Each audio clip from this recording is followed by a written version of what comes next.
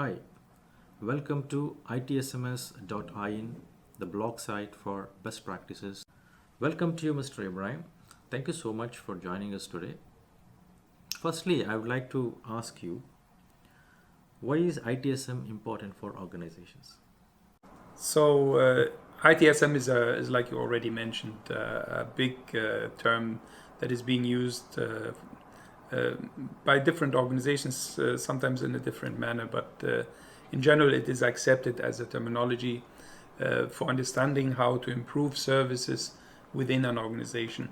It is becoming quite important for most organizations because IT has over time gained complexities and has become also more critical for business processes themselves.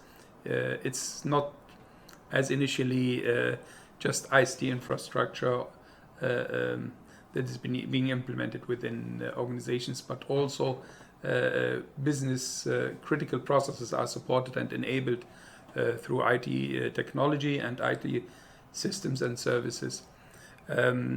Initially, IT service management was established by the UK government and specifically best practices, the international best practices ITIL, to actually get a little bit more transparency in IT organizations.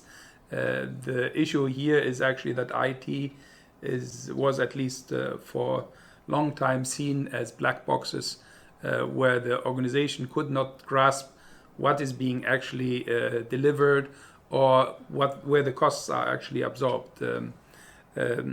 Initially, the ITIL framework in its earlier versions was established in version 2, but now it's also at enhanced versions of version 3. Version 3, the latest version, has been revamped in 2011.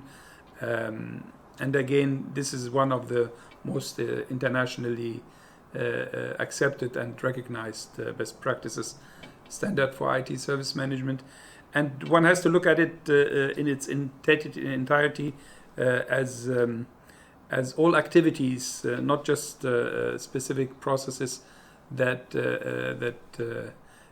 are dealt within ICT, but within an organizational context, which consists also of policies and the structured processes that ensure more transparency and a continuous improvement of those services that are established within an organization.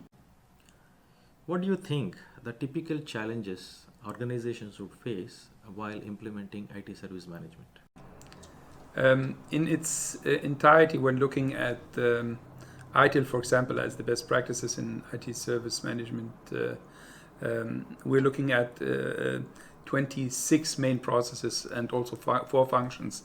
This is in itself quite complex, and normally one of the challenges that organizations have is how to introduce those different best practices. They can be overwhelming to many organizations, and also adapting them to new issues that are coming continuously on the IT table. As you know, IT is not a static situation. We have continuous developments within IT service, the delivery, how IT is actually delivered within the organizations, but also from without. Internal and external services are coming much more interlinked and much more integrated. The approach here, how to introduce ITSM in a manner that is achievable and also where it's not a burden on the organization, because if it's done just as an exercise of theoretical implementation of best practices, it ends up into consuming too much time, and specifically the business side of the organization tends then to also lose interest in it, because it is very time consuming and it can be actually also very challenging to change. In essence, it's actually a transformation process for an organization where business processes are changed to accommodate also best practices. Here, this is very critical for addressing the right type of implementation of ITSM and looking at how to do such an implementation based on your organization, based on the type of services that are critical actually to the organization. This is very important to understand that it's not a one shoe that fits every organization the same way. It's actually that each organization has to find what to implement from those best practices and how critical some components are in relation to others for the business processes specifically. As all of us are aware, ITIL is the best practice for IT service management. How do you ensure a successful implementation of ITIL for the benefit of organization? The biggest success is normally achieved with the smallest, most efficient implementation of ITSM. What I mean by this is actually that you have to have success stories within an organization to get the buy-in of the organization, of organizational management, to also get the buy-in of the user community, which will be involved in the changes that are going to be introduced with the ITSM practices. So it's very critical to identify the key pain areas within the ICT service delivery and to address those as soon as possible.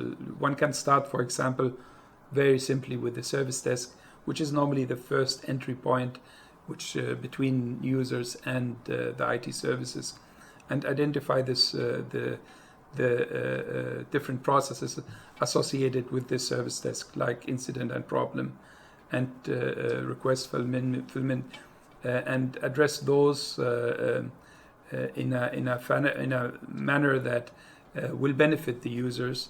With that, the users will have an interest also to see how other processes will benefit the IT service delivery. The organization will need to get need to have a buy-in in all the activities that are surrounding this change process, because introducing ITS management processes is not just an IT related issue, but it's an organizational transformation process. So it's very critical to identify from the beginning the key pain point, to see how those can be addressed by key processes within ITSM, and when those successes have been achieved, to take it further, to expand to the other important processes within the ITIL framework. It is very critical that organizations, when they implement ITSM, don't look at ITSM in a vacuum, but rather look at it as part of the efforts within the organization to improve key components of governance, of also processes that support the organizational goals and objectives. So in essence, it looks at the policy frameworks within the organization. It looks also at other best practices that are being addressed in regard to risk management. All these components have an aspect that is also reflected within ITSM and can be easily interlinked. So it's very critical that ITSM, when organizations look at ITSM, that they look at it in a more holistic approach, looking at it from different perspectives, different needs within the organization. Okay, thank you, Mr. Ibrahim, for your insightful thought about ITIL, IT service management best practices. Indeed, this is going to help the practitioners fully to adopt and see how they can bring the value to their business in their organization. Thank you so much. You're welcome. And as already stated before, if you have still any questions and follow-ups, please contact me, and I would be delighted to help you out. Thank you so much.